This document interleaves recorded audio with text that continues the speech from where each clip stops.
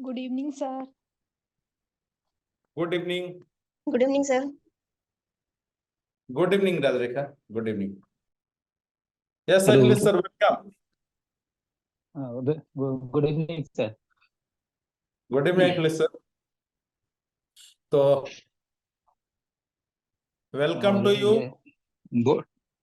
आज फिर Indian polity पढ़ेंगे हम लोग। 21 जनवरी को लास्ट क्लास में भी हम लोगों ने इसको शुरू किया था। फंडामेंटल राइट अब चला रहे थे। फंडामेंटल राइट में अनुच्छेद 20 कार्योचित विधि से संरक्षित दोहरे दंड से संरक्षण, अपने विरुद्ध गवाही देने से संरक्षण, ये आपने बोला था। उसके आगे चलेंगे हम लोग। जी जी। अनुच्छेद जितने लोग हैं 20 पे सबको हम समझ लोग। में आ रहा होगा ना? Yes sir. क्लास समझ में आ रहा है बुसरा? Yes sir. ओके, तो ठीक है। ठीक है अखिलेश सर। यस, स्टार्ट कीजिए जी। ठीक है, तो आगे हम लोग कंटिन्यू करते हैं। पिछली बार हम लोग जो है थोड़ा सा रिवाइज कर देते हैं। आर्टिकल स्पेशली ज्यादा जोर आर्टिकल 19 पर ही रहा था, और थोड़ा टाइम इसमें फंडामेंटल राइट्स में लगता है। फंडामेंटल राइट्स से क्वेश्चन भी पूछता है, और ये एक एक अनुच्छेद इसका जो है इम्पॉर्टेंट है, सारे अधिकारों को जानना रहता है, इस कारण से इसमें थोड़ा टाइम लग रहा है। तो इसको लेके बहुत ज्यादा डिस्टर्ब होने की जरूरत नहीं है। अगर इस पे टाइम दे रहे हैं तो इस पे क्वेश्चन भी बहुत आते हैं। ठीक है, और फंडामेंटल राइट्स आप जानते हैं कॉन्स्टिट्यूशन में बहुत ही इम्पोर्टेंट एक पूरा भाग है, ये पार्ट है, पार्ट 3। तो फंडामेंटल राइट्स में आर्टिकल 19 पे हमने चर्चा की थी, और 19 क्लाज 1 के क्लाज ए में मैंने बताया था कि भाषण एवं अभिव्यक्ति की स्वतंत्रता, right to speak and expression, जो भी इंग्लिश में जैसे आपकी कही है, तो उसमें दो शब्द थे, भाषण एवं अभिव्यक्ति। भाषण का मैंने बताया था कि जो भी जब भी हम अपने विचार बोल के किसी अन्य तक पहुंचाते हैं, तो वो आपका भाषण में आ जाएगा। बोल के मतलब ओरल। और बोलने के अलावा अन्य जिन जिन तरीकों से हम अपने विचार दूसरों तक पहुंचा सकते हैं, वो सब अभिव्यक्ति में आ जाएगा। तो बोलने के अलावा मैंने उदाहरण भी दिया था कि बोलने के अलावा जो सबसे प्रचलित तरीका है वो लिख के, या तो हैंड राइटिंग द्वारा या फिर प्रिंट द्वारा। तो अगर जिस भी तरीके से हम अपने विचार दूसरों तक पहुंचाते हैं, वो अभिव्यक्ति में आ जाएगा। इसके अलावा सांकेतिक रूप से भी बहुत कुछ बताया जाता है, अपने विचार प्रकट किए जाते हैं। मैंने एग्जाम्पल दिया था कि कई बार जो है विरोध प्रकट करने के लिए या शोक प्रकट करने के लिए काली पट्टी लोग बांधते हैं, तो वो भी एक संकेत है। और भी तमाम तरीके के संकेत हैं जिनको हम आम जीवन में भी प्रयोग करते हैं। तो ये भी अपने विचार प्रकट करने का एक साधन है। तो इसकी स्वतंत्रता है। इस पर मैंने ये भी बताया था कि बहुत सारी स्वतंत्रताओं को जिनका उल्लेख संविधान में नहीं है, इन्हीं से संबंधित, भाषण एवं अभिव्यक्ति की स्वतंत्रता से ही संबंधित संविधान में डायरेक्ट उल्लेख नहीं है, लिखित रूप में उल्लेख नहीं है, लेकिन उनको इसमें शामिल मान लिया गया है। जैसे प्रेस की स्वतंत्रता, अमेरिकन कॉन्स्टिट्यूशन में आप देखिएगा तो प्रेस की स्वतंत्रता नाम से एक अलग जो है वही है, आर्टिकल ही है। लेकिन इंडियन कॉन्स्टिट्यूशन में प्रेस की स्वतंत्रता नाम से कोई अलग से आर्टिकल नहीं है, अलग से हेडिंग नहीं है। उसमें जो है जो ये आर्टिकल 19(1)(a) है, इसी में उसको शामिल माना गया है, प्रेस की स्वतंत्रता। और भी बहुत सारे उच्चतम न्यायालय के निर्णयों द्वारा बहुत सारी स्वतंत्रताओं को इसमें शामिल मान लिया गया है, जो इसी से रिलेटेड ही है। जैसे भी राष्ट्र ध्वज फहराने का अधिकार, इसको भी जो है अनुच्छेद 19 में यानी आर्टिकल 19 में ही शामिल मान लिया गया है। विज्ञापन का अधिकार, और इसमें एक इम्पॉर्टेंट चीज था जिसको पिछली बार मैं मेरे दिमाग से जो है मिस कर गया था, मैंने बताने कि अभिव्यक्ति की स्वतंत्रता में चुप रहने का भी अधिकार शामिल। ये सुप्रीम कोर्ट ने कहा है कि केवल बोलने का ही नहीं, अगर आप चाहें तो न बोलें, ये भी आपका अधिकार है। ठीक है, ये नहीं है कि कोई मैटर है, कोई इस तरीके का मुद्दा है जिस पर बोलना ही बोलना है आपको। वहां पे अगर आप चुप रहते हैं तो ये भी जो है आर्टिकल 19 के अंतर्गत आप इस जो है अधिकार को एंजॉय कर सकते हैं कि हम नहीं बोलेंगे इस मुद्दे पे। ये भी आपका जो है 19(1)(a) में ही शामिल है। चुप रहने का भी अधिकार आपके उसमें आर्टिकल 19(1)(a) में है। इसके बाद मैंने बताया था कि ये जो 1 में तमाम सारी स्वतंत्रताएं दी गई हैं। ये 1(a) का मैंने बताया कि भाषण एवं अभिव्यक्ति की स्वतंत्रता। फिर बी में है सभा एवं सम्मेलन करने की स्वतंत्रता। सी में है अ, कोई संघ या संगठन बनाने की स्वतंत्रता। डी में है कि भारत में कहीं भी आने जाने की स्वतंत्रता। और ई में है कि भारत में कहीं भी निवास करने और बस जाने की स्वतंत्रता। इसके बाद आर्टिकल 19(1)(f) में संपत्ति का अधिकार दिया गया था, उसको जो है यहाँ से निकाल दिया गया है 44वें संविधान संशोधन 1978 द्वारा। ये याद रखिएगा। कई बार 42वें संविधान संशोधन और 44वें संविधान संशोधन में कंफ्यूजन हो जाता है वहां पे ट्रिक लगाने में। तो इस चीज का ध्यान रखिएगा कि 44वां संविधान संशोधन 1978 जो पारित हुआ था उसके द्वारा जो है संपत्ति के अधिकार को मूल अधिकारों की श्रेणी से निकाल दिया गया है। ये बात ध्यान रखिएगा कि उसको संविधान से नहीं निकाला गया। अगर ये कहीं लिखता है कि संविधान से ही निकाल दिया गया तो ये गलत लिखा है, टेक्निकली ये गलत हो जाएगा। मूल अधिकारों की श्रेणी से निकाल दिया गया है। अभी भी ये अधिकार संविधान में है और संविधान का मैंने अनुच्छेद भी बताया था, भाग भी बताया था। अब ये कहाँ है? संपत्ति का जो अधिकार है वो है भाग 12 के अनुच्छेद 300 क में। भाग 12 ये सब मैं पिछले उसमें मैं बता चुका हूँ। भाग 12 अनुच्छेद 300 क, 300(a) भी लिख सकते हैं, 300(a). ठीक है, इस अनुच्छेद में वर्तमान समय में ये है और ये विधिक या कानूनी अधिकार के रूप में है। इसको भी ध्यान रखिएगा, इस पे क्वेश्चन पूछ चुका है कि संपत्ति का अधिकार वर्तमान समय में संपत्ति का अधिकार है। ऑप्शन में देता है मूल अधिकार, संवैधानिक अधिकार, कानूनी अधिकार और उपरोक्त में से कोई नहीं। इस तरीके से 4 ऑप्शन आपको दे देता है। तो ये याद रखिएगा, विधिक या कानूनी अधिकार वाला जो ऑप्शन होगा वही आपका सही ऑप्शन होगा, उसी पे ट्रिक लगाना है। कभी अनुच्छेद पूछ दे, ये कभी देखे नहीं है क्वेश्चन में, लेकिन याद रखिएगा अगर पूछ देता है तो अनुच्छेद 300 क में, अगर भाग पूछता है तो भाग 12 में। ठीक है, तो ये चीज आर्टिकल 19(1)(f) में ये दिया गया है। इसके बाद एक और बच जाता है आर्टिकल 19 क्लाज 1 सब क्लाज FG। उसमें कोई भी वृत्ति, कारोबार या व्यापार करने का अधिकार। ठीक है, तो वृत्ति, आजीविका या कारोबार करने का अधिकार, इस तरीके से सेंटेंस है। तो कोई भी प्रोफेशन आप कर सकते हैं। जैसे आप चार्टर अकाउंटेंट हैं, ये आपका एक प्रोफेशन है। आप एडवोकेट हैं, आपका एक प्रोफेशन है। कोई भी वृत्ति, वृत्ति मतलब प्रोफेशन, तो प्रोफेशन करने का अधिकार है। फिर कोई भी कारोबार करने का अधिकार है, कोई भी आजीविका चलाने का अधिकार है। छोटे मोटे जो भी जीवन निर्वाह के लिए अगर कोई कार्य किया जाता है तो उसे आजीविका की श्रेणी में रखा जाता है। जैसे मान लीजिए छोटे मोटे कोई सड़क पे खुमचे लगाकर, ठेले लगाकर या इस तरीके से अगर कोई छोटा सा आजीविका का कार्य कर रहा है, कोई रिक्शा चला रहा है, कोई ऑटो चला रहा है, ये उसकी आजीविका में आ जाएगा। वो ये नहीं कर सकता कि ये हम जो है मेरा कारोबार है। ठीक है, क्योंकि छोटा है इसमें। और कारोबार व्यापार आप जानते ही हैं। तो ये सब करने का अधिकार है। कुछ आधारों पे इन पे भी प्रतिबंध लगाया जा सकता है। जैसे हथियारों का व्यापार आप नहीं कर सकते, कुछ नशीली दवाओं का व्यापार आप नहीं कर सकते, कुछ में एकदम पूर्णतः प्रतिबंध है। कुछ ये है कि लाइसेंस सरकार की अनुमति से जिनको लाइसेंस दिया जाएगा, उनको अनुमति दी जाएगी, वो लोग कर सकते हैं।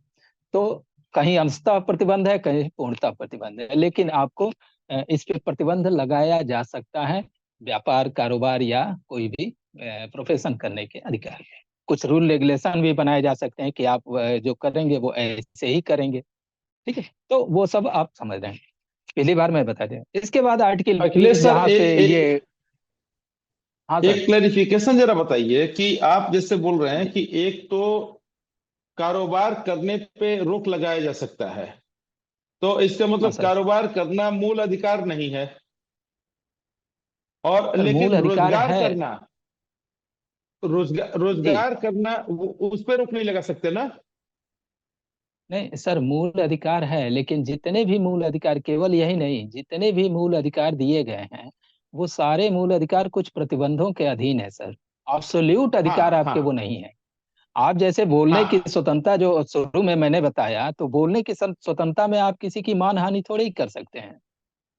वो भी हम्म तो है कि अगर आप बोल रहे हैं तो बोलने का मतलब यह है कि उस पे कुछ आधारों पे प्रतिबंध भी लगाया जा सकता है। वो कॉन्स्टिट्यूशन में ही दे दिया गया है कि निम्न आधार, लेकिन जैसे छोटे कानून मोटे व्यवस्था। रोजगार करने पे नहीं। हाँ। हाँ, छोटे मोटे रोजगार करने पे प्रतिबंध नहीं लगा सकते, लेकिन छोटे मोटे रोजगार में आप बताइए, कहीं मैंने देखा था, जगह का नाम नहीं लूंगा, कि वहां पे जो है इस तरीके से कुछ अवैध ही चल रहा था। वहाँ कानून व्यवस्था की स्थिति बहुत गड़बड़ थी, बाद में मैंने सुनने में आया। वो बोरे पे बिछा के चाकू और तलवार बेच रहे थे, कट्टा हम्म बेच रहे थे। अब ये क्या, ये वैसे वो कहेगा मैं आजीविका चला रहा हूँ, लेकिन ये क्या आजीविका में आएगा? इस पे तो प्रतिबंध लगाया जा सकता है ना। आप हथियारों का तो व्यापार नहीं, हम्म आप जो है अगर बोरा बिछा के नशीली दवाएं बेचते हैं तो इस पे तो प्रतिबंध लगाया जा सकता है। तो ये हम्म आजीविका में भी या रोजगार में भी आप वो रोजगार नहीं कर सकते जो लोक स्वास्थ्य के लिए, कानून व्यवस्था के लिए, या ये सब चीजें जो है खतरनाक हो सकती हैं। तो इन आधारों पर प्रतिबंध, मेरे हम्म। कहने का मतलब बस ये था सर। ओके जी। ओके, हाँ हाँ तो हाँ। हाँ, आजीविका रोजगार या जो भी चीज आप करें, उसमें कुछ आधारों पे कुछ मतलब जो सीमाएं निर्धारित की गई हैं, उन सीमाओं के अंदर ही वो रोजगार आप कर सकते हैं। जैसे मान लीजिए कि हाँ। कोई दवा की ही दुकान खोलना चाहता है, तो दवा की दुकान खोलने के लिए उसको लाइसेंस चाहिए। कोई हम्म शराब की जो दुकानें होती हैं वो लाइसेंस वाली होती हैं। वो लोग उनको मिलता है ठेका, वो लोग बेचते हैं। सभी लोग तो कहीं भी शराब की दुकान खोल के नहीं बेच सकते। तो कहीं हम्म आंशिक प्रतिबंध है, कहीं पूर्ण प्रतिबंध है। जैसे भांग की या खेती करने में भी, आप कृषि में भी आ जाइए, आप भांग की खेती तो नहीं कर सकते हैं, उस पे एकदम पूर्ण प्रतिबंध हाँ। है। और भी जो इस तरीके की चीजें हैं उस पे पूर्ण प्रतिबंध है। तो इस तरीके से कुछ चीजें हैं जिस ठीक। पर जो है सरकार ने पूर्ण प्रतिबंध लगा दिया है, कहीं सर आंशिक प्रतिबंध भी है। हाँ। सर मैं जी एक बोले। क्वेश्चन पूछना चाहूंगी आपसे कि जैसे जी शराब पीना सेहत के लिए हानिकारक होता है, पर फिर भी सरकार उस जी। पर प्रतिबंध क्यों नहीं लगा देती? वो चाहे तो उस अब पर पूर्णतः प्रतिबंध लगा सकती है ना, क्योंकि वो तो बिल्कुल हानिकारक है बिल्कुल। हमारे लिए। जी बिल्कुल लगाती है। हम आपको अभी हम पार्ट 3 में चल रहे हैं, मूल अधिकार। जब आप उसमें आएंगे नीति निर्देशक सिद्धांतों में, इसके जस्ट बाद वाला जो पार्ट है, डायरेक्टिव प्रिंसिपल, भाग हम्म, पार्ट 4 जो है, उसमें एक अनुच्छेद है, एग्जैक्ट नहीं याद है, 46 या 47 है, जिसमें यह है कि सरकार, उसमें पहले तो हम पार्ट 4 का बता दें कि पार्ट 3 और पार्ट 4 में अंतर क्या है। पार्ट 3 यह है कि ये सरकार पे कंपलसरी है, ये जो भी अधिकार दिए गए हैं ये लागू करना सरकार के लिए बाध्यता है, कंपलसरी है। पार्ट 4 में यह है कि उसमें जितनी बातें बताई गई हैं वो चाहे तो सरकार लागू कर सकती है और चाहे तो नहीं भी लागू कर सकती है। तो 47 में जो आप कह रही हैं कि शराब पे पूर्णतः प्रतिबंध क्यों नहीं लगा सकती, ये सरकार के विवेक पे है। वो चाहे तो उसको जो है पूर्णतः प्रतिबंध लगा दे या नहीं। आप देखिए कुछ राज्यों में शराबबंदी है कि नहीं है। जैसे अब कितना पालन होता है उस पर मत जाइएगा, हम लोग यहाँ लीगल बात कर रहे हैं कि कानून तो बन गया है कि यहाँ पे शराब की बिक्री नहीं होगी। कुछ राज्यों में है। अब राज्य आप जानते ही हैं, जैसे अब उदाहरण दे दे रहे हैं, बिहार में शराबबंदी है, ठीक है सर, तो सरकार प्रतिबंध तो लगा ही सकती है, ऐसा कि कहीं किसी ने नहीं रोका है। अब ये सरकार अपनी रेवेन्यू के लिए अगर वो नहीं लगाती है तो वो अब सरकार की नीति है। अभी कंपलसरी नहीं है, लेकिन अगर इसको मूल अधिकारों में शामिल कर दिया गया, अभी तक वो डायरेक्टिव प्रिंसिपल में पार्ट 4 में है, अगर उसको ला के पार्ट 3 में डाल दिया गया, तब तो पूरे इंडिया में उसको जो है लागू करना हर सरकार के लिए बाध्यता हो जाएगी, कहीं भी शराब नहीं बिकेगा।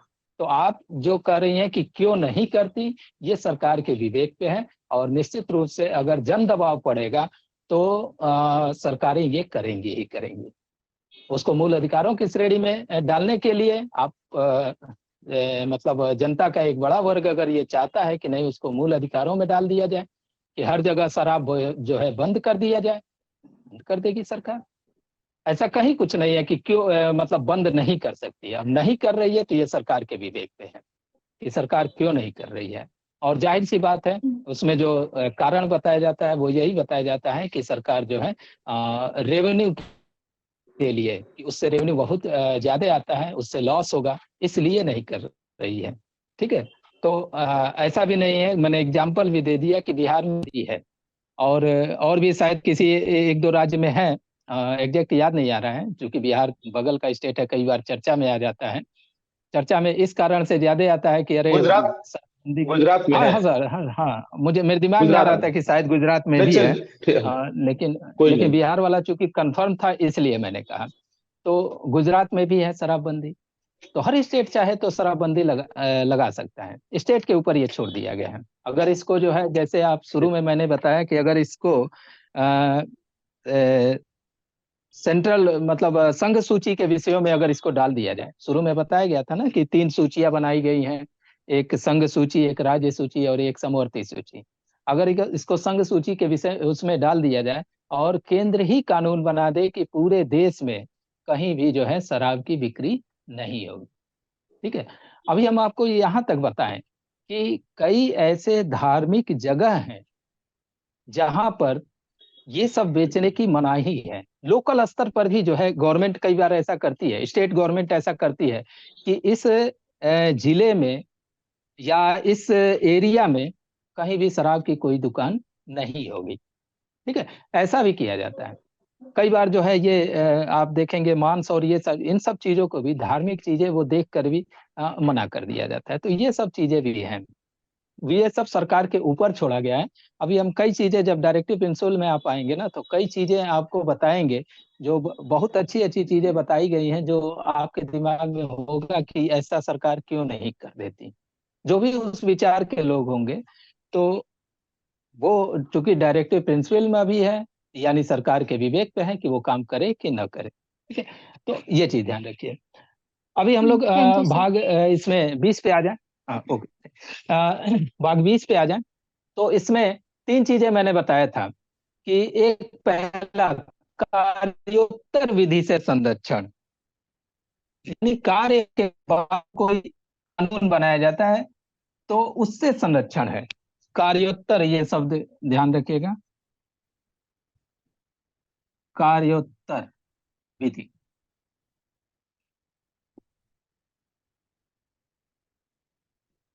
से संरक्षण, ये पहला है। दूसरा है दोहरे दंड से संरक्षण और तीसरा है अपने विरुद्ध गवाही देने से संरक्षण। तो कार्योत्तर विधि का मैं चर्चा कर रहा था, वहीं पे शायद क्लास जो है पिछली बार ओवर हो गया था।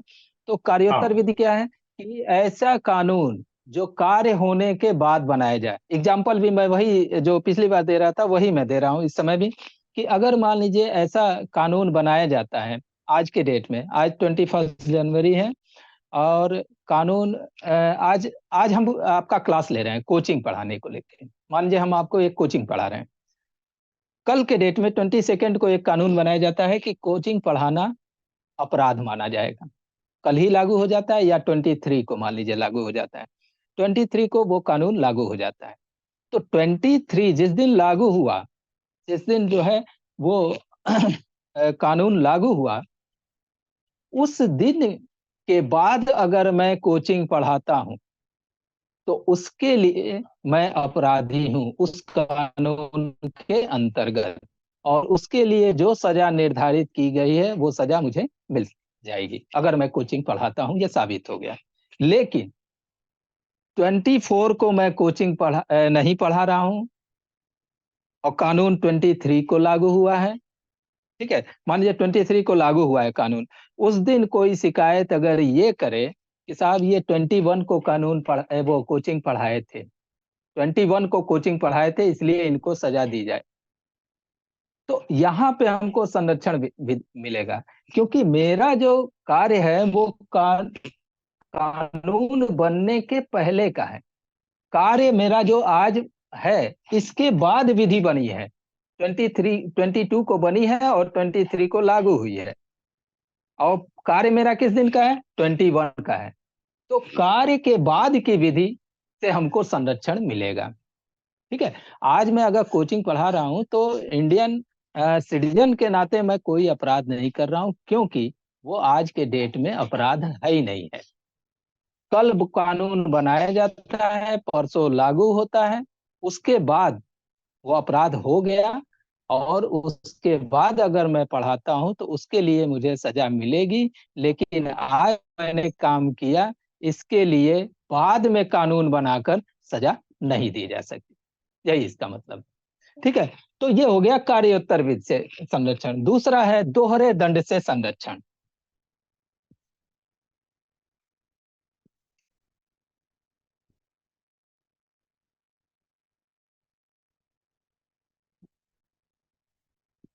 दोहरे दंड से संरक्षण, किसी भी अपराध के लिए किसी भी व्यक्ति को एक से अधिक बार दंडित नहीं किया जाएगा।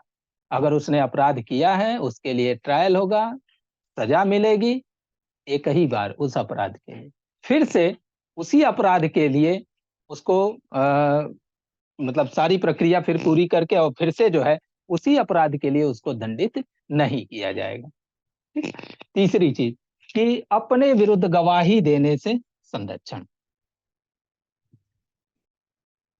अपने विरुद्ध गवाही देने से संरक्षण।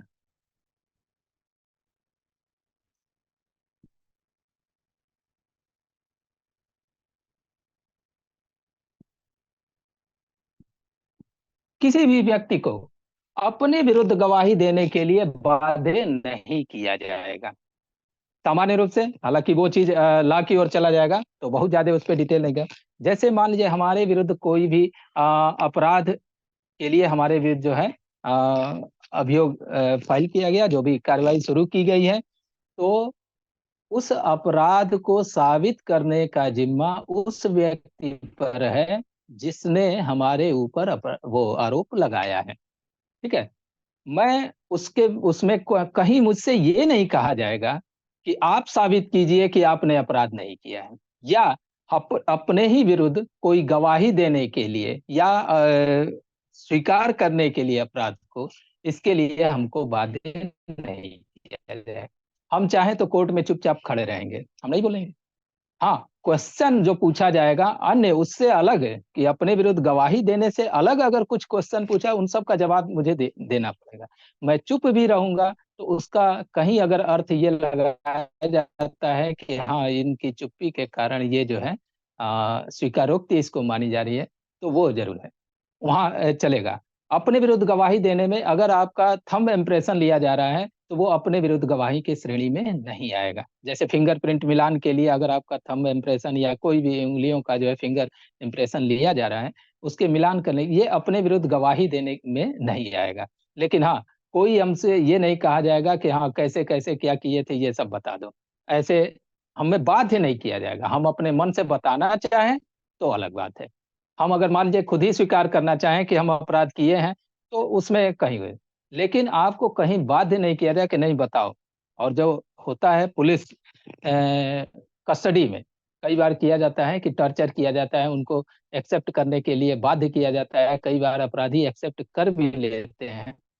तो यहाँ ये याद रखिए कि पुलिस के सामने किया गया कन्फेशन न्यायालय में मान्य नहीं होता है।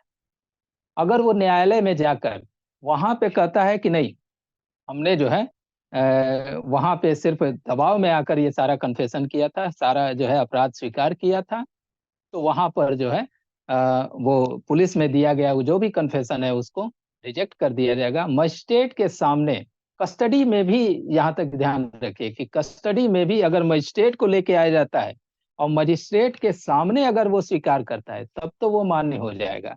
लेकिन मजिस्ट्रेट के सामने अगर वो स्वीकार नहीं करता है, जैसे मान लीजिए कस्टडी में उससे टॉर्चर किया गया, उसने स्वीकार कर लिया, कोर्ट में फिर आया और लिखित रूप में ही जो भी चीज लिखित रूप में ही लिखवा लिया गया, साइन करा लिया गया, उसको ला के मजिस्ट्रेट के सामने दिखाएंगे तो वो कहीं कोई मायने नहीं रखता है। मजिस्ट्रेट वहां फिर पूछेगा कि कोई दबाव नहीं है, कोई डर नहीं है, तुम यहाँ पर जो है अपने मन से फ्री होके बताओ कि क्या तुमने ये अपराध किया है। अगर वो वहां ये कहता है कि नहीं साहब मैंने ये अपराध नहीं किया है, पुलिस कहती रह जाए कि नहीं साहब हम तो वहां पे ये लिखा था, अपने मन से लिखा था, जाए जो, तो न्यायालय यही कहेगा कि नहीं, वो कस्टडी में किया गया कन्फेशन यहाँ न्यायालय में कोई मायने नहीं रखता। तो अपने विरुद्ध गवाही देने के लिए बाध्य नहीं किया जाएगा। जो भी साबित करना है, जो आरोप लगाता है वो साबित करे। तो ये आर्टिकल 20 हो गया। इसके बाद बड़ा इंपॉर्टेंट अनुच्छेद आता है आर्टिकल 21। ठीक है, आर्टिकल 21 आप देखेंगे कि सारे अनुच्छेदों में सबसे इंपॉर्टेंट अनुच्छेद ये बन गया। कारण ये कि ये एक अवशिष्ट अनुच्छेद की तरह हो गया है। अवशिष्ट अनुच्छेद का मतलब ये हुआ कि कहीं से भी किसी भी अनुच्छेद में अगर कोई अधिकार नहीं आता है तो सुप्रीम कोर्ट व्याख्या करके इसी में शामिल कर लेता है। कैसे, पहले हम इसकी परिभाषा मतलब आर्टिकल 21 में किया गया है ये बताते हैं। आर्टिकल 21 में ये दिया गया है कि किसी भी व्यक्ति को उसके प्राण एवं दैहिक स्वतंत्रता से विधि द्वारा स्थापित प्रक्रिया के अनुसार ही वंचित किया जाएगा, अन्यथा नहीं। किसी भी व्यक्ति को उसके प्राण एवं दैहिक स्वतंत्रता से, अब यहाँ पर ये ध्यान दीजिएगा, थोड़ा सा व्यक्ति वाली बात आई तो पिछले अनुच्छेद में भी जो आर्टिकल 20 था और आर्टिकल 21 दोनों अधिकार सभी व्यक्तियों को प्राप्त हैं। व्यक्ति और नागरिक में शुरू से ही चर्चा करता आ रहा हूं, इस पे हो सकता है कभी क्वेश्चन पूछ दे। आर्टिकल 19 केवल नागरिकों को प्राप्त है, ये ध्यान दीजिएगा। जो भारत के नागरिक नहीं है उन्हें आर्टिकल 19 का अधिकार, 19 का अधिकार नहीं प्राप्त है। लेकिन आर्टिकल 20 सभी व्यक्तियों को, चाहे वे भारत के नागरिक हों या किसी अन्य देश के नागरिक।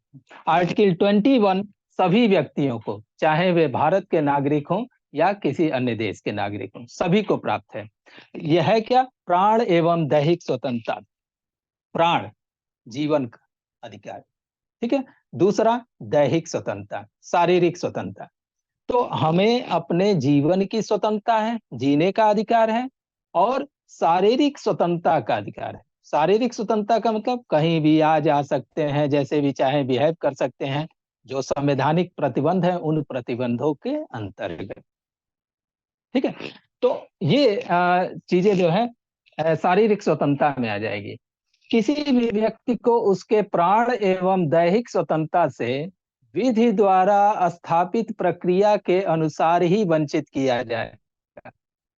विधि द्वारा स्थापित प्रक्रिया, जो प्रोसीजर किसी कानून ने बनाया है, किसी कानून ने जो प्रोसीजर दिया है, स्टेब्लिश किया है, उसी प्रोसेस से किसी व्यक्ति को उसके या तो प्राण से वंचित करने का मतलब कानूनी रूप से या सरकार की ओर से प्राण से वंचित कैसे किया जाता है, सजाए मौत, मृत्युदंड, वही प्राण से वंचित हो गया। या दैहिक स्वतंत्रता, दैहिक स्वतंत्रता से कैसे वंचित किया जाता है, आपको गिरफ्तार कर लिया गया, आपको अपने ही घर में डिटेंशन में वो कर दिया गया, नजरबंद जिसको कहते हैं, नजरबंद कर दिया गया। यानी एक निश्चित सीमा से आप बाहर नहीं जा सकते, वो भी आपकी शारीरिक स्वतंत्रता पे प्रतिबंध है। आपको हथकड़ी लगा दिया गया, अभी आप फ्री हैं, हाथ जैसे भी आप एंजॉय कीजिए, लेकिन आपको हथकड़ी लगा दिया, आपके पैरों में बेड़ियां डाल दी गई, ये क्या, आपके शारीरिक स्वतंत्रता पे प्रतिबंध लगा दिया गया। लेकिन ये सारा कार्य कैसे किया जाएगा, विधि द्वारा। अगर कहीं कानून में ऐसा लिखा है कि इस व्यक्ति को ऐसा कार्य करने पर इस व्यक्ति को उस जेल में बंद कर दिया जाए, ठीक है, तो विधि द्वारा स्थापित प्रक्रिया है कि उसे जेल में बंद किया जाएगा। तो जेल में बंद करने का मतलब क्या, कि एक निश्चित सीमा के अंदर ही आप रहेंगे। अब जेल में, पूरे जेल में घूमने की छूट है या एक निश्चित कमरे में ही रहने की छूट है, वो वहां की नियमावली में, कैसा आपका अपराध है, गंभीर है कि नहीं है, उस आधार पे। उससे भी अधिक अगर बहुत गंभीर है तो जेल में भी आपको जो है हथकड़ी और बेड़ी लगा के रखा जाएगा।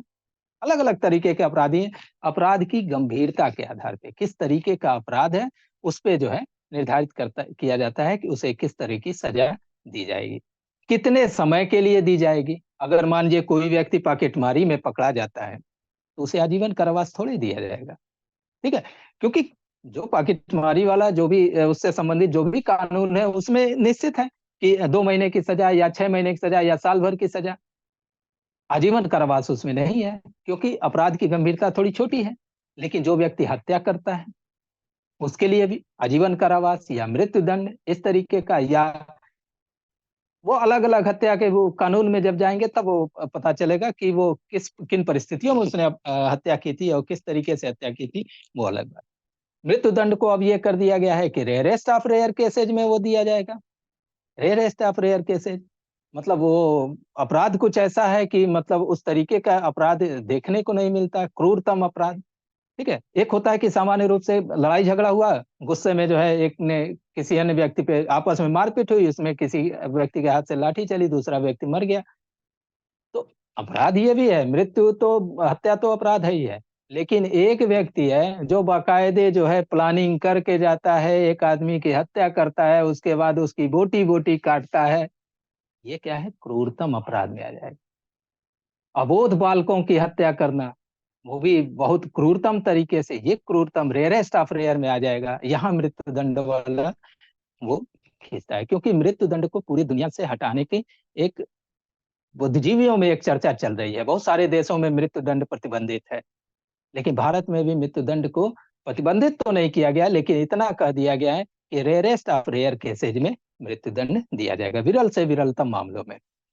खैर, प्राण एवं दैहिक स्वतंत्रता ये चीज है, विधि द्वारा स्थापित प्रक्रिया के अनुसार कि कानून में अगर लिखा है तभी उसको जो है ये प्राण, या तो प्राण की स्वतंत्रता से या शारीरिक स्वतंत्रता से वंचित किया जाएगा।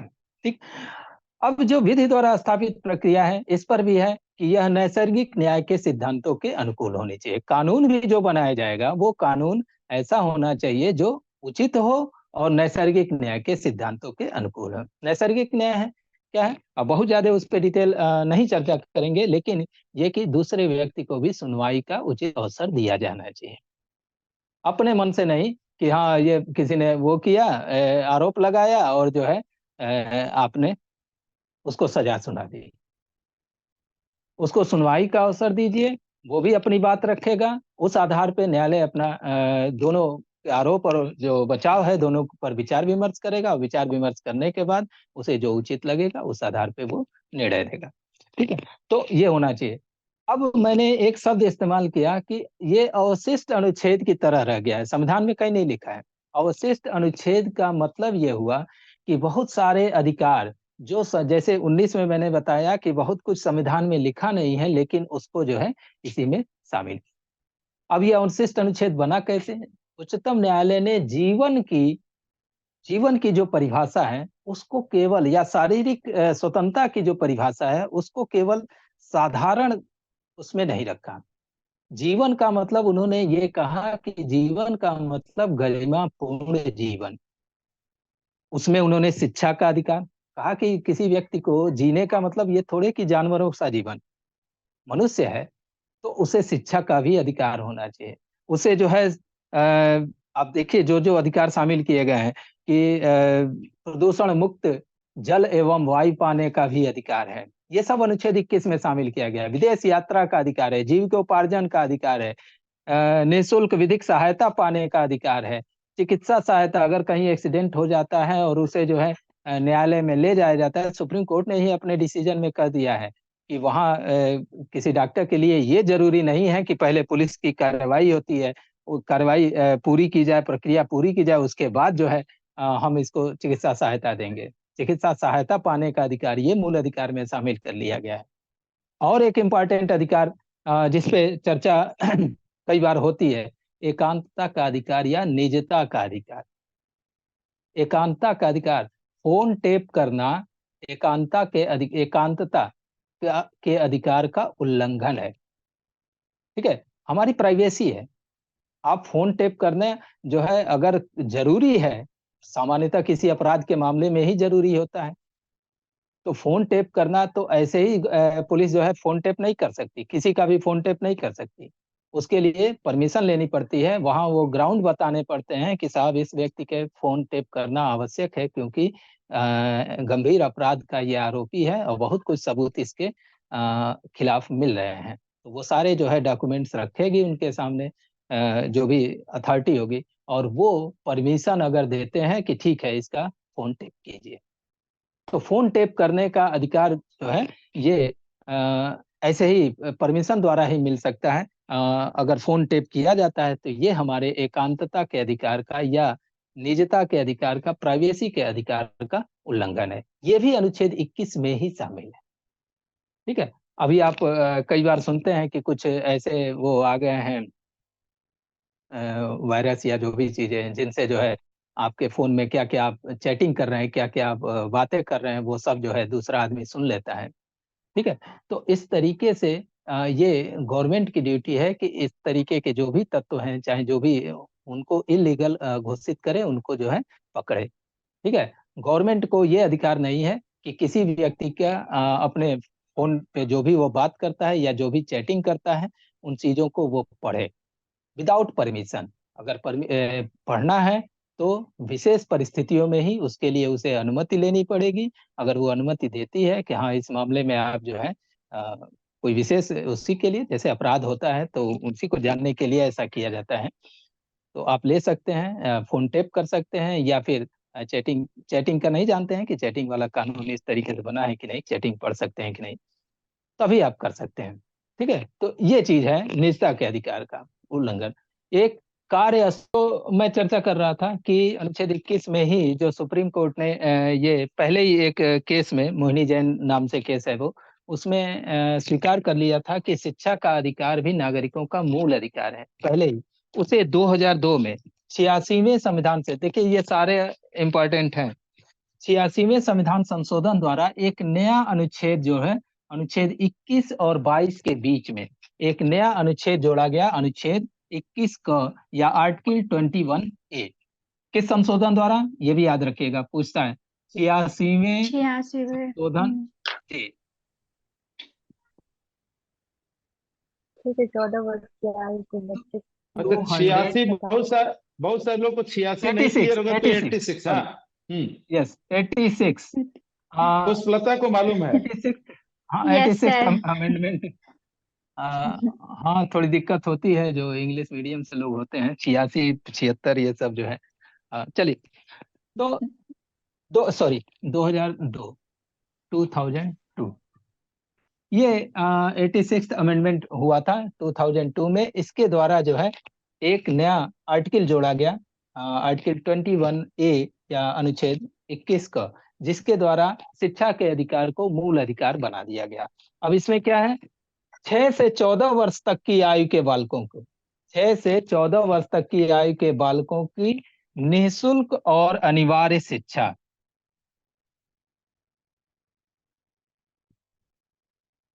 वह अनिवार्य शिक्षा,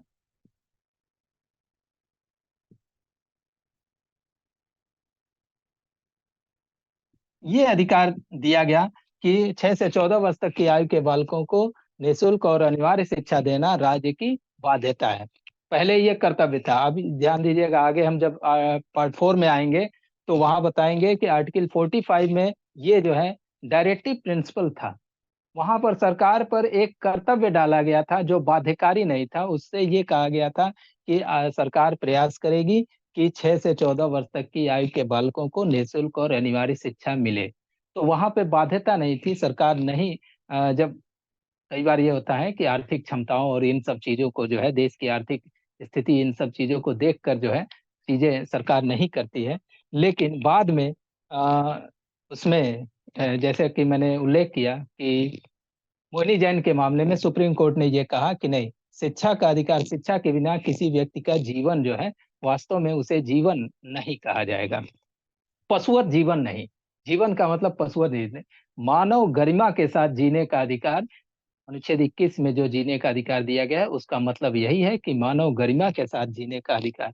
तो मानव गरिमा के साथ जीने का अधिकार बिना शिक्षा के किसी व्यक्ति को जो है ये नहीं कह सकते हैं कि वो पूरा गरिमापूर्ण जीवन जी पाएगा।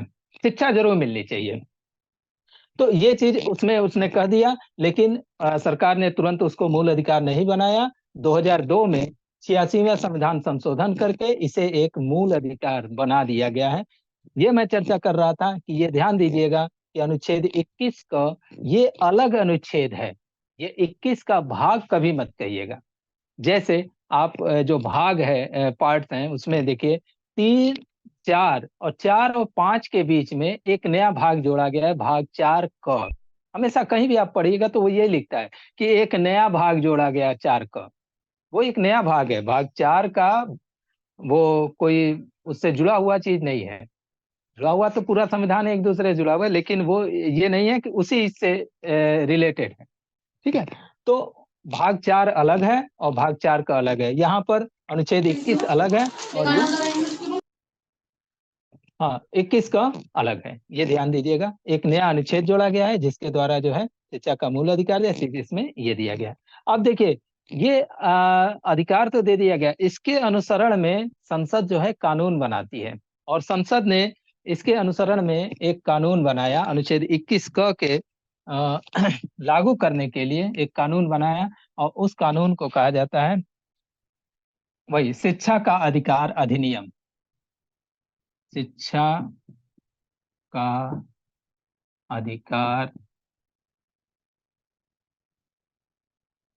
अधिनियम, इसे शॉर्ट में RTE कहा जाता है, RTE act, right to education. ठीक है, राइट टू एजुकेशन एक्ट ये जो है 2000 अप्रैल 2010 में लागू हुआ था। 2010 यहाँ लिख लीजिए, एक्ट 2010। ये भी क्वेश्चन पूछता है कि शिक्षा का अधिकार अधिनियम किस वर्ष लागू हुआ था, तो ये ध्यान दीजिएगा कि जब ये पूछे कि शिक्षा का अधिकार अधिनियम किस वर्ष लागू हुआ था, तब आप 2010 लिखेंगे। ठीक है, यहाँ पर कई बार यही गलती हो जाती है कि हम वही संशोधन वाला याद रखते हैं कि 86वां संविधान संशोधन 86th अमेंडमेंट कब लागू हुआ था या कब वो किया गया था, 2002 में, 2002 में वो किया गया था। इस कारण से हम कई बार जो है, अगर ये पूछ देता है कि शिक्षा का अधिकार अधिनियम कब पारित हुआ था या कब लागू हुआ था, तो इसको हम जो है 2010 ही कर देते हैं, 2002 ही लगा के चले आते हैं। जबकि ये अधिनियम की अगर बात आए तो 2010, और शिक्षा के अधिकार को मूल अधिकार कब बनाया गया, तो वहां पर जो है 2002 रहेगा।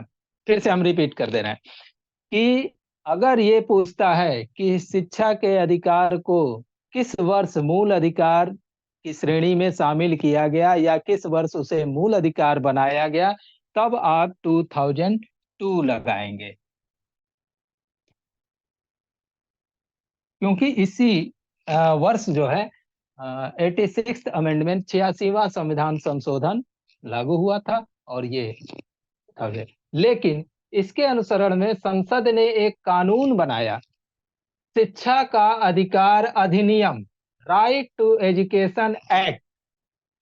ये जो है ये लागू हुआ था 2010 में।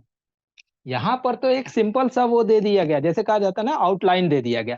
यहाँ पे सिर्फ एक आउटलाइन दे दिया गया, 6 से 14 वर्ष तक की आयु के बालकों को निःशुल्क और अनिवार्य शिक्षा देना सरकार का कर्तव्य। और इसके अनुसरण में यही इसका आउटलाइन, इसी को ध्यान में रखते हुए उन्होंने ये अधिनियम बनाया, और जिसमें बहुत सारी चीजें जो है दी गई हैं कि कैसे कैसे इस जो बाध्यता है हमारी, उसको हम किस किस तरीके से पूरा करेंगे। ठीक है, तो ये एक्ट अगर पूछता है, अधिनियम पूछता है 2010, और ये 86वां संविधान संशोधन पूछता है, या शिक्षा के अधिकार को कब मूल अधिकार बनाया गया वो पूछता है, तो 2000। इतना चीज दिमाग में रखिएगा। ठीक है, इसके बाद आता है आर्टिकल 22।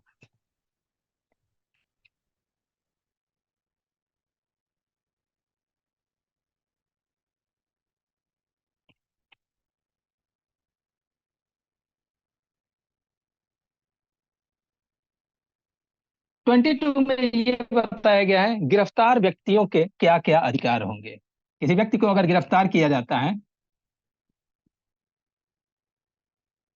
तो उसके क्या क्या अधिकार होंगे।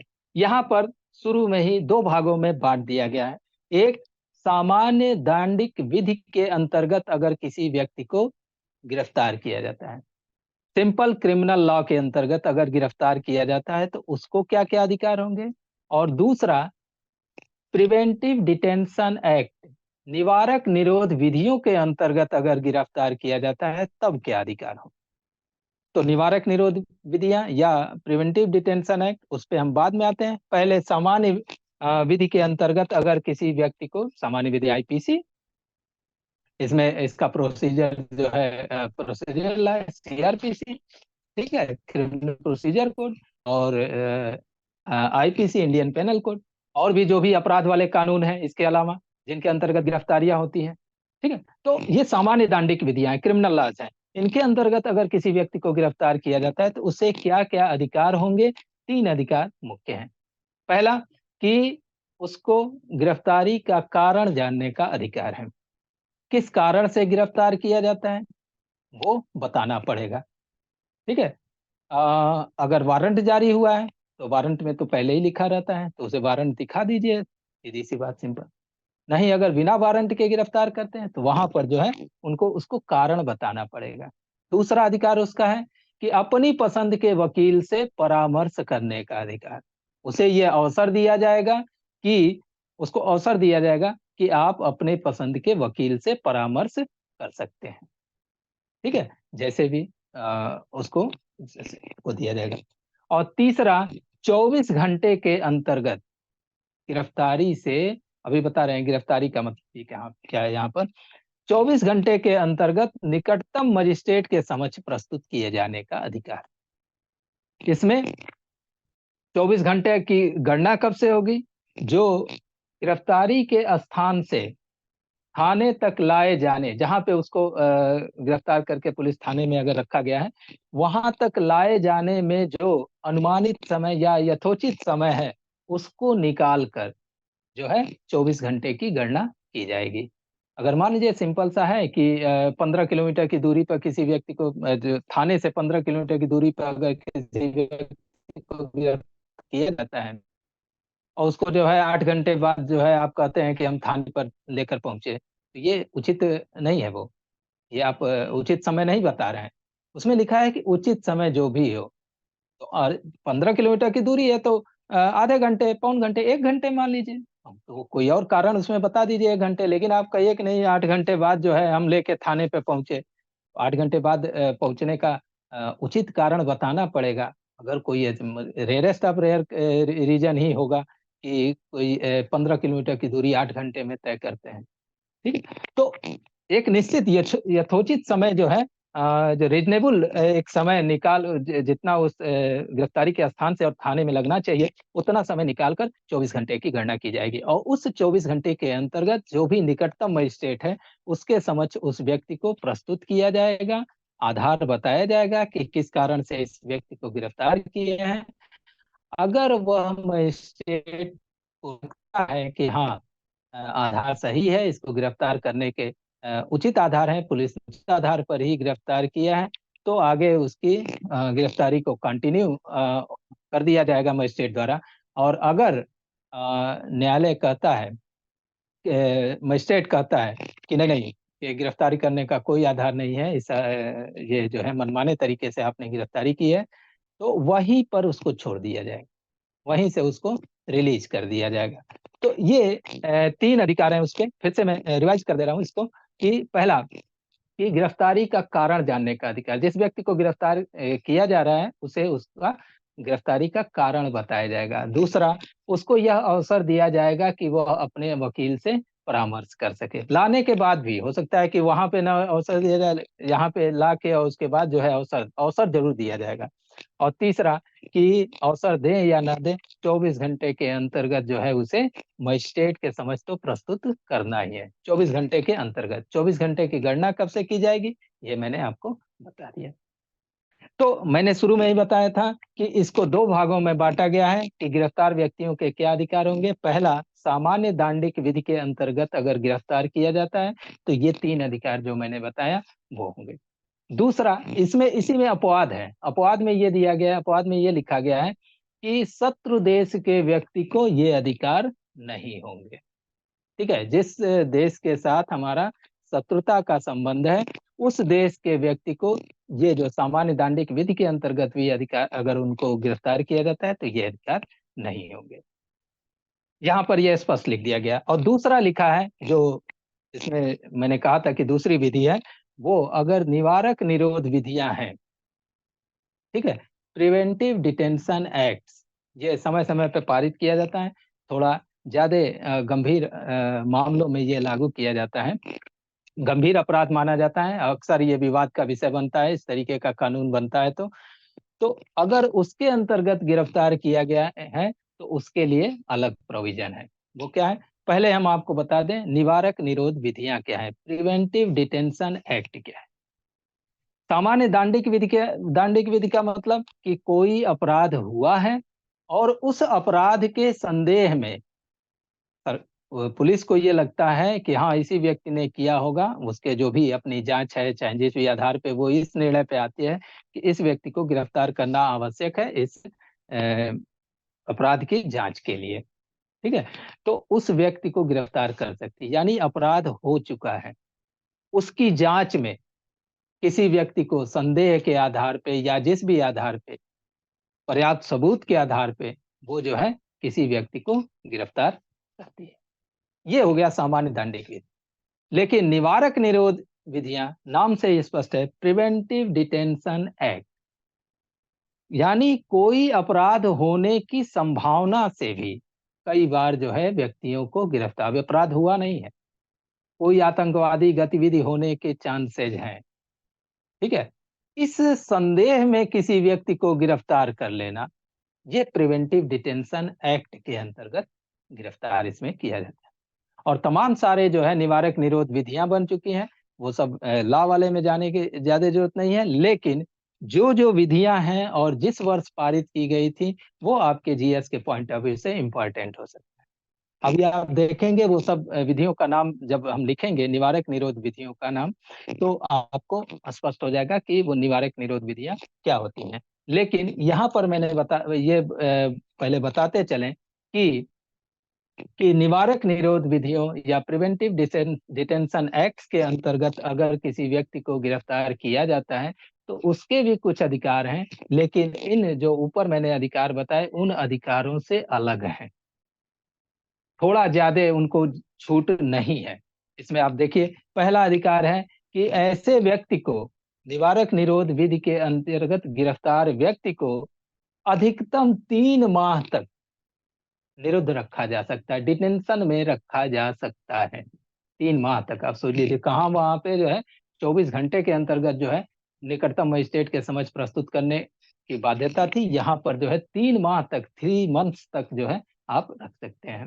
पहली चीज, अधिकतम यहाँ सब लिखा है, इससे अधिक नहीं, इससे अधिक के लिए अभी आगे प्रोसीजर है उस पर जाने की जरूरत नहीं। दूसरा है, गिरफ्तारी का आधार इसे यथाशीघ्र बताया जाएगा, यथाशीघ्र इसको भी ये बताया जाएगा कि आपको किस आधार पे गिरफ्तार किया गया है, बताने तो यहाँ में, ठीक है। और तीसरा एक चीज ये है कि उसको सलाहकार बोर्ड के समक्ष आवेदन प्रस्तुत करने का अधिकार दिया जाएगा। एक सलाहकार बोर्ड गठित होगा, सामान्य रूप से वो हमेशा गठन में रहता है, और उसके समक्ष आवेदन इसको देने का अधिकार होगा कि साहब हमें जो है गलत तरीके से, गलत संदेह के आधार पे, मनमाने तरीके से पुलिस ने गिरफ्तार किया है। और वो सलाहकार बोर्ड कुछ उच्च स्तर के लोगों द्वारा जो है गठित किया जाता है। अब तुरंत मुझे याद नहीं आ रहा है, कहीं मैंने शायद पढ़ा था कि शायद उच्च न्यायालय, उस हाई कोर्ट के रिटायर्ड या कार्यरत न्यायाधीश, उनसे मिलकर गठित होता है, और भी कई लोग रहते हैं। तो ये 3 चीजें हैं। आप निवारक निरोध विधियों को जानिए कि कौन कौन सी इस तरीके की विधियां हैं जो निवारक निरोध विधियां हैं। जैसे पहला, इसको याद रखिएगा जरूर, इस पे क्वेश्चन जरूर पूछ सकते हैं।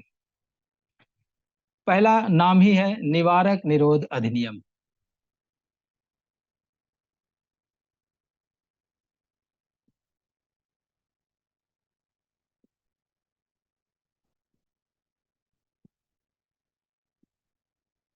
अधिनियम 1950, 1950, preventive detention act.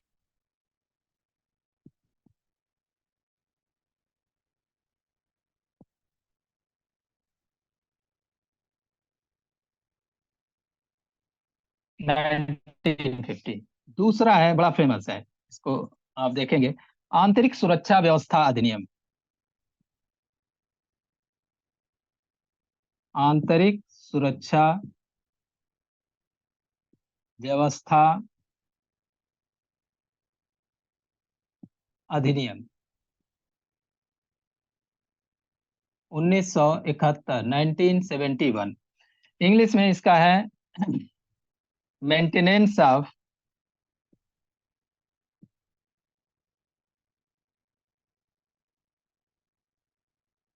Internal security act. Internal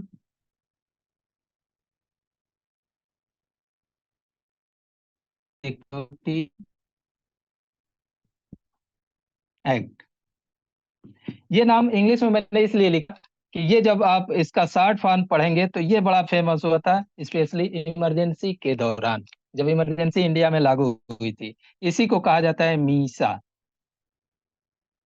maintenance of internal security act. आंतरिक सुरक्षा व्यवस्था अधिनियम 1971 में ये पारित हुआ था, ये ध्यान दीजिएगा। और 1975 में इस मीसा एक्ट का बड़ा लोग चर्चा करते हैं। तीसरा है कि राष्ट्रीय सुरक्षा कानून। राष्ट्रीय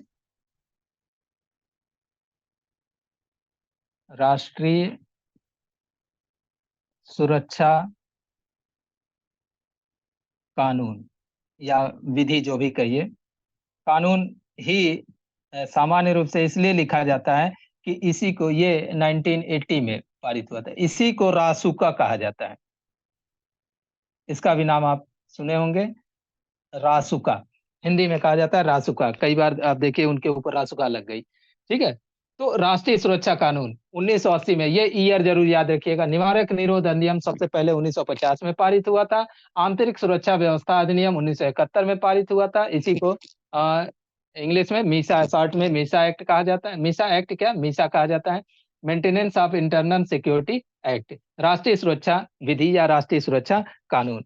तीसरा ये हो गया। चौथा है, अच्छा लिखने में टाइम लग रहा है,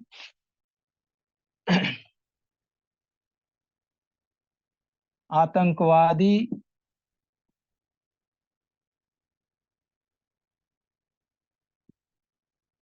एवं विध्वंसक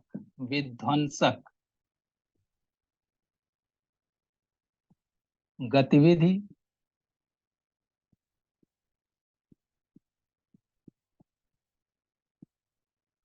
निवारण अधिनियम।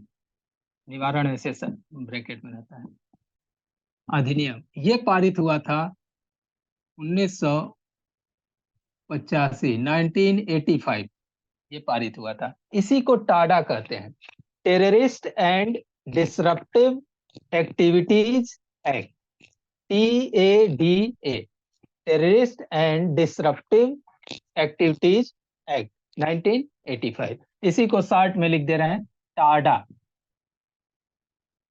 एक समय ये भी बड़ा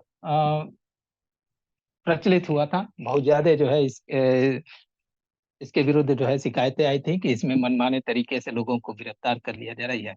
और एक और अधिनियम है जिसपे बहुत ज्यादा जो है चर्चा हुई इस कानून को लेकर भी, इसके विरोध में, वो है पोटा जिसको कहते हैं।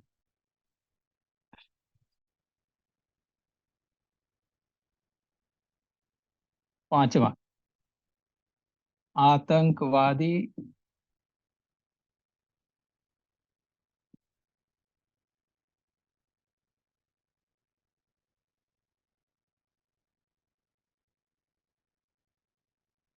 आतंकवाद निवारण अधिनियम।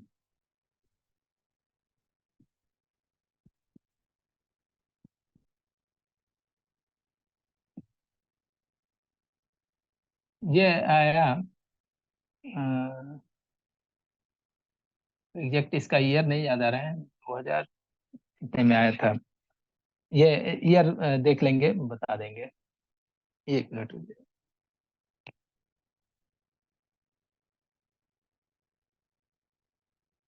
हाँ, 2002 में, 2002 टू। ठीक है, इसी को पोटा कहा जाता है, प्रिवेंशन ऑफ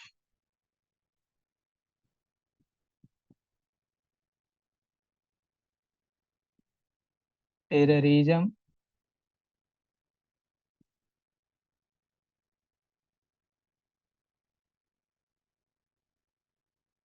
एक्ट, POTA, पोटा। इसी को जो है पोटा एक्ट कहा जाता है। ये कुछ प्रमुख जो है प्रिवेंटिव डिटेंशन एक्ट्स हैं, जिन पे मैंने यहाँ पे चर्चा की। इसके अंतर्गत क्या, इसीलिए इसका ज्यादा विरोध होता है कि कई बार जो है इसका दुरुपयोग होने लगता है, और जो है ऐसे व्यक्तियों को भी गिरफ्तार कर लिया जाता है जो वास्तव में, क्योंकि इसमें संदेह के आधार पर गिरफ्तार करना है। अपराध हुआ नहीं है, अपराध होने की संभावना है, ये व्यक्ति ये अपराध कर सकता है, इस आधार पर गिरफ्तार किया जा सकता है। इस कारण से इसके दुरुपयोग की संभावना बहुत ज्यादा रहती है। तो ये बहुत कम ये एक्ट पारित भी किया जाता है, बहुत कम इसको जो है लागू भी भरसक कोशिश किया जाता है कि इस तरीके के एक्ट जो है बहुत रेयरेस्ट ऑफ रेयर केसेज में ही लागू किए जाएं, और खासकर उन्हीं क्षेत्रों में लागू किए जाएं जो आतंकवाद प्रभावित हैं या इस तरीके की गतिविधियों से प्रभावित हैं।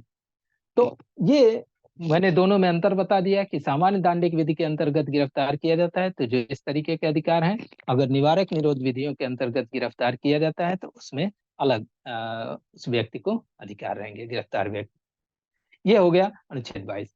तो जो स्वतंत्रता का अधिकार है, समानता का अधिकार मैंने बताया था 14 से लेके 18 तक, और स्वतंत्रता का अधिकार अनुच्छेद 19 से लेके 22 तक था।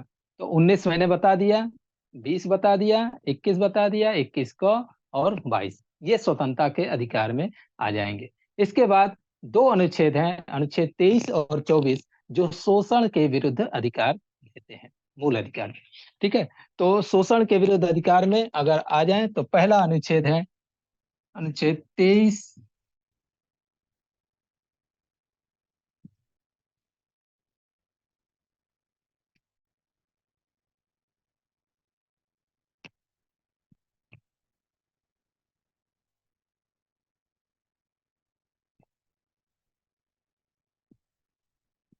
अनुच्छेद 23 ये क्या कहता है?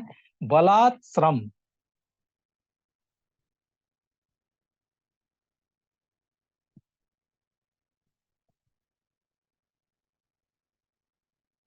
बलात् श्रम, मानव दुर्व्यापार,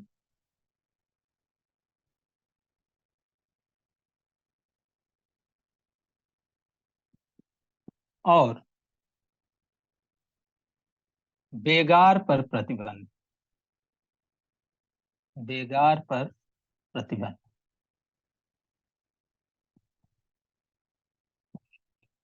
स्पष्ट है? बलात् श्रम मतलब किसी भी व्यक्ति से जबरदस्ती श्रम नहीं कराया जाएगा, जबरन श्रम या बलात् श्रम नहीं कराया जाएगा। ठीक है, यहाँ पर ये ध्यान दीजिएगा, एक शब्द है, पहले इन्हीं दोनों की चर्चा कर लें। एक शब्द है बेगार और एक शब्द है बलात् श्रम, जबरदस्ती श्रम, जबरन श्रम। ठीक है, इन दोनों में अंतर है। क्या अंतर है कि यहाँ पर बेगार में क्या है कि उस व्यक्ति को उसकी मजदूरी नहीं दी जाएगी, या जो कार्य उसने किया उसका पारिश्रमिक नहीं दिया जाएगा। बेगार कहते हैं ना, बेगार कर रहे हैं, यानी बिना किसी पारिश्रमिक के, बिना किसी लाभ के, उस कार्य के बदले में कोई लाभ हमको नहीं मिलना है, इस आधार पे अगर कार्य कर रहे हैं हम, तो ये बेगार में आ जाएगा। सामान्य रूप से तो कोई मान लीजिए कि इस तरीके का मजदूर है जो बिना मजदूरी पाए अगर उसको कार्य करना पड़ रहा है तो वो बेगार हो जाएगा। यहाँ पर क्या है कि वो व्यक्ति को मजदूरी देने का वादा हो रहा है कि भाई हम तुमको पैसा देंगे, लेकिन उस व्यक्ति को वो कार्य करना ही नहीं है, नहीं इच्छा है, जिस भी कारण से नहीं इच्छा है, तो आप उससे जबरदस्ती नहीं करा सकते। आप ये नहीं कर सकते कि तुमको पैसा दे रहे हैं क्यों नहीं करोगे। रिक्शे वाले को अगर वो मान लीजिए कहीं बहुत देर से वो चला रहा है, दिन भर वो रिक्शा चलाया है, थक गया है, या उसकी तबीयत ठीक नहीं है, वो किसी पेड़ के नीचे या कहीं छाए में जो है आराम कर रहा है रिक्शा खड़ा करके, उसके पास आप जाते हैं, और कई बार ऐसे घटनाएं देखने को मिलती है। अब तो रिक्शे बहुत कम, अब तो ये आ गया है ये सब ऑटो वगैरह। रिक्शे वालों के साथ लोग इस तरीके से बिहेव करते हैं कि तुमको पैसा दे रहे हैं, क्यों नहीं चलोगे। भाई वो थका हुआ है, नहीं जाना चाहता है, जिस भी कारण से वो नहीं जाना चाहता है, आप जबरदस्ती उससे श्रम थोड़े करा सकते। यही चीज यहाँ पे है कि बलात् श्रम, जबरदस्ती उससे आप श्रम नहीं करा सकते किसी व्यक्ति से। उसकी इच्छा है तभी आप उससे आप श्रम करा सकते हैं। ठीक है, तो ये जबरन श्रम कराने पे प्रतिबंध लगाया गया है। मानव दुर्व्यापार, पहले होता था बहुत पहले दास दासियों ये खरीदारी, मनुष्य की खरीद बिक्री। मानव दुर्व्यापार मतलब मनुष्य की खरीद बिक्री किसी भी प्रयोजन के लिए, अनैतिक प्रयोजन के लिए भी खरीद बिक्री, सामान्य रूप से आप जानते हैं, खासकर महिलाओं के वो जो भी है, तो मानव दुर्व्यापार नहीं होगा। या पहले जैसे गुलामों की खरीदारी, दास की खरीदारी, ये सब जो है जो पहले प्रचलित था, उस तरीके की चीजें, मानव दुर्व्यापार नहीं होगा।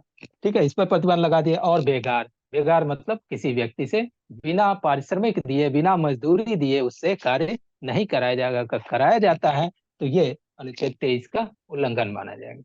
और ये भी ध्यान दीजिए, थोड़ा सा पीछे जाइएगा, कि अनुच्छेद 17 को, अनुच्छेद 17 में ही स्पष्ट लिख दिया गया है। अनुच्छेद 17 क्या था? अस्पृश्यता का अंत, छुआछूत का, सामाजिक रूप से जो छुआछूत प्रचलित था उसका अंत। ठीक है, वहां पे ये ध्यान दीजिएगा 17, फिर से मैं एक बार वो कर दूं, पता नहीं बताना भूल गया था, कि वो जो छुआछूत लिखा गया है वो सामाजिक रूप से जो छुआछूत प्रचलित था, कि आप इस धर्म के हैं, इस जाति के हैं, या जो भी है, इस कारण से आप ये कार्य नहीं करेंगे, वो सामाजिक छुआछूत है। लेकिन अगर मान लीजिए किसी को कोई बीमारी है, कोई विद्यालय ही चल रहा है, किसी बच्चे को कोई संक्रामक बीमारी जैसे चेचक और इस तरीके का कुछ हो गया है, तो ऐसा कहा जा सकता है कि बच्चा आपका तब तक स्कूल नहीं आएगा जब तक कि ये जो है इस रोग से ठीक नहीं हो जाता। क्योंकि उस रोग के, वो संक्रामक बीमारी है, वो रोग जो है एक बच्चे से दूसरे बच्चे में फैल सकता है, तो इसको छुआछूत नहीं माना जाएगा। उसको अलग बैठाया जाता है अगर, तो इसको छुआछूत नहीं माना जाएगा। लेकिन सामाजिक जो कुरीतियां प्रचलित थी, जातिगत आधार पे, धार्मिक आधार पे, या अन्य जिस भी कारण से, कि इस जाति के हो, इस धर्म के हो, जिसका कोई वैज्ञानिक रीजन नहीं था, उस आधार पे अगर ये किया जाता है तब वो किया जाता है। तो यहाँ पर मैं चर्चा उसकी इसलिए कर रहा था कि 17 में ही कहा गया है कि अस्पृश्यता यानी ये छुआछूत को लागू करना दंडनीय अपराध होगा। वहीं पे लिख दिया गया कॉन्स्टिट्यूशन में ही, बेयर एक्ट में देखिएगा, अनुच्छेद 17 में ही। और अनुच्छेद 35 में जब आप जाइएगा तो 35 में संसद को अधिकार दिया गया है कि इस भाग में जितने भी मूल अधिकारों का उल्लंघन दंडनीय अपराध बताया गया है, उसके लिए कानून बनाने का अधिकार संसद को होगा। तो अनुच्छेद 17 में भी दंडनीय, और यहाँ पर 23 में भी, यहाँ पर इसको भी जो है दंडनीय अपराध बनाया गया है। और अनुच्छेद 35 के अंतर्गत संसद को कानून बनाने का अधिकार है इसके अनुसरण में।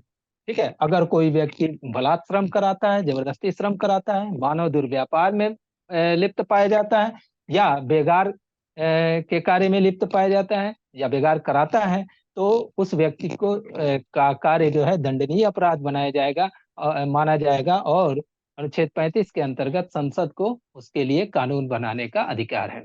इस अनुच्छेद के अनुसरण में बहुत सारे कानून संसद ने बनाए हैं। एक कानून है बंधुआ मजदूरी, बंधुआ मजदूरी प्रणाली उन्मूलन अधिनियम, ये जो है पारित किया गया था 1976 में। और दूसरा है महिला एवं बाल अनैतिक व्यापार अधिनियम।